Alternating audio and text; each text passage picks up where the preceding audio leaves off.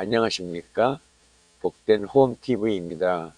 오늘 우리는 창세기 4장을 깊이 있게 탐구하며 인류의 타락과 문명의 시작, 그리고 그 가운데 끊임없이 이어지는 하나님의 구속사를 살펴보겠습니다. 히브리어 원어의 의미와 신학적 배경을 바탕으로 두 재단과 두 계보에 담긴 중요한 메시지를 분석해 보겠습니다. 먼저 인류의 첫 가정에서 일어난 중요한 사건들을 통해 삶과 생명의 개념을 이해해 보겠습니다. 창세기 4장 1절에는 동침함이라는 표현이 나오는데 이는 히브리어로 야다입니다. 이 단어는 단순히 육체적인 관계를 넘어 속속들이 알다, 체험적 지식을 갖다라는 의미로 인격적이고 깊은 상호 교류를 뜻합니다. 하와는 가인을 낳고 내가 여호와로 말미암아 등남하였다고 고백하는데 이는 아담의 타락 이후 약속되었던 여자의 후손에 대한 기대와 하나님의 선물을 인정하는 통찰력 있는 고백이었습니다. 그리고 그녀의 아들들은 아벨은 양을 치는 자, 즉 목축업자가 되었고 가인은 땅을 가는 자, 즉 농업에 종사하는 자가 되었습니다. 농업과 목축은 하나님의 문화 명령 속에 게시된 거룩한 직업이었음을 기억해야 합니다. 하지만 곧 위기가 찾아옵니다. 두 아들이 하나님께 제물을 드리는 장면에서 이 위기가 드러나죠. 이때 드린 제물은 히브리어로 미나인데 이는 하나님께 대한 감사와 충성을 상징하는 소재를 의미합니다. 가인은 땅의 소산을 드렸지만 아벨은 양의 첫 새끼와 그 기름을 드렸습니다. 여기서 기름은 가장 살찌고 좋은 것을 의미하며 아벨은 가장 귀한 것을 구별하여 믿음으로 드렸음을 알 수 있습니다. 이는 히브리서 11장 4절에서도 언급되듯이 예수 그리스도를 예표하는 모형이 됩니다. 하나님의 반응은 어떠했을까요?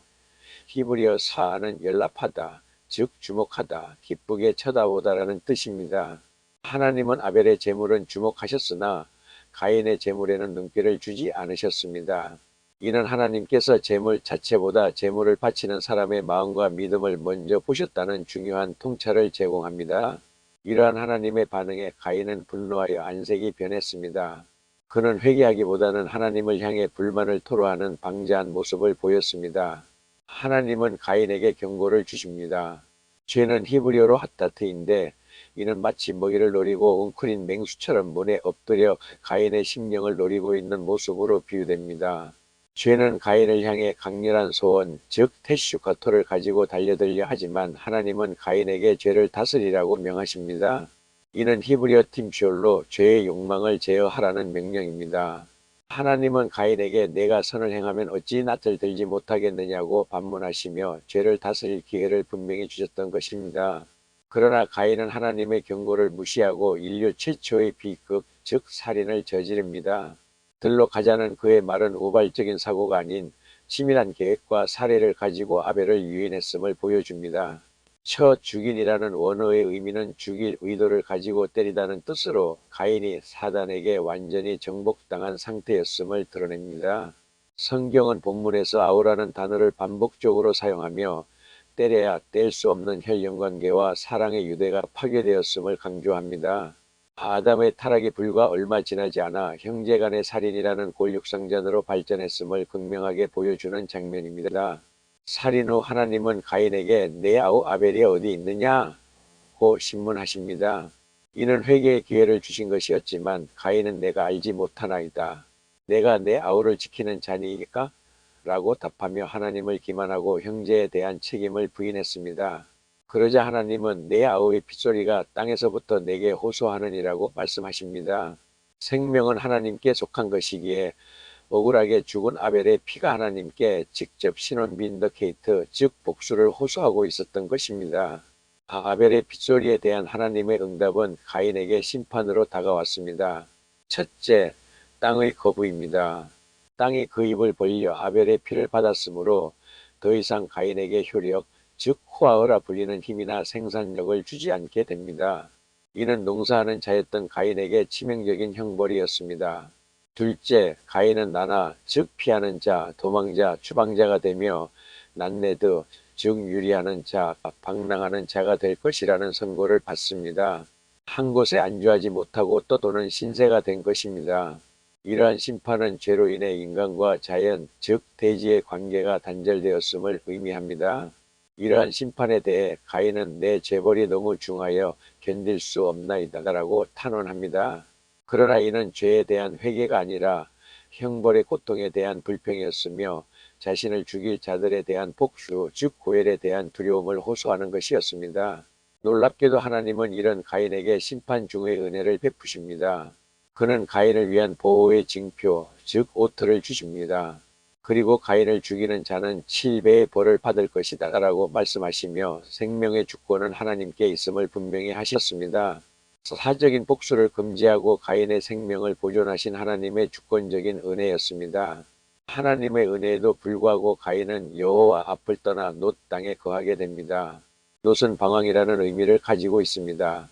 그는 그곳에서 아들의 이름을 따서 에녹 성을 쌓습니다. 이 성은 하나님의 보호를 신뢰하지 못하고 스스로의 힘으로 안전을 확보하려는 인간적인 시도를 상징합니다. 말하자면 불안의 요새와인 셈입니다. 비록 울타리를 둘은 주거지 정도에 불과했지만 이는 인간 문명의 시초가 됩니다. 가인의 후손들을 통해 하나님 없는 문명이 시작됩니다. 야발은 장막에 거하며 육축을 치는 자, 즉 상업적 목축의 조상이 되었고 유발은 수금과 퉁소를 잡는 자, 즉 예술과 문화의 조상이 되었습니다. 그리고 두발가인은 동과 철로 날카로운 기계를 만드는 자, 즉 산업과 무기의 조상이 됩니다.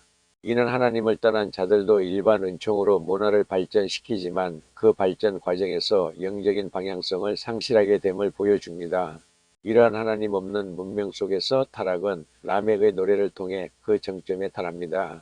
라멕은 두 아내를 취하며 창조 질서인 일부 다처제를 파괴했습니다. 또한 그는 나의 창상을 인하여 소년을 죽였다고 노래하며 자신의 상처를 이유로 살인을 정당화했습니다.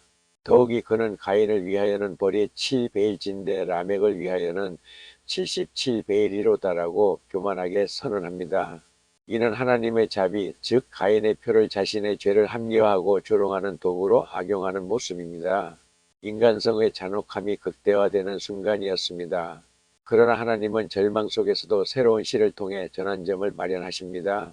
아벨이 죽고 가인이 떠난 후 하나님은 아벨을 대신하여 셋을 허락하셨습니다.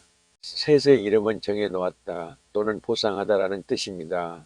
하와는 하나님이 내게 가인의 죽인 아벨 대신에 다른 씨를 주셨다고 고백하며 이는 인간의 죄로 끊어질 뻔한 구속사의 계보를 하나님이 주권적으로 이으셨음을 의미합니다. 즉 여자의 후손을 통한 구속의 약속은 보존된 것입니다. 셋의 후손 중 에노스 시대에 비로소 여호와의 이름을 부르는 회복이 시작됩니다. 에노스의 이름은 죽을 수밖에 없는 존재, 연약한 인간이라는 뜻입니다. 그의 행동, 즉 비로소 여호와의 이름을 불렀더라는 단순한 호칭이 아닙니다. 이는 자신의 무력함을 인정하고 하나님께 의존하는 공적 예배의 시작을 의미합니다. 가인의 후예들이 성을 쌓고 무기를 자랑할 때 셋의 후예들은 자신의 연약함을 인정하며 기도를 드렸던 것입니다. 이는 두 계보의 극명한 대조를 보여줍니다. 창세기 4장은 우리에게 두 가지 삶의 방식을 명확히 보여줍니다. 첫째는 가인의 길입니다. 이 길은 자아실현과 자기 보호를 중심으로 하며 도시 건설, 기술과 예술 발전, 그리고 무기 제작과 같은 성취를 이루었습니다.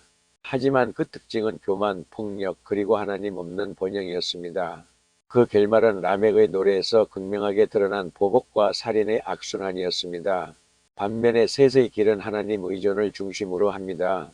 이는 예배의 회복이라는 성취로 나타났으며 자신의 연약함을 인정하고 기도하는 것이 특징이었습니다.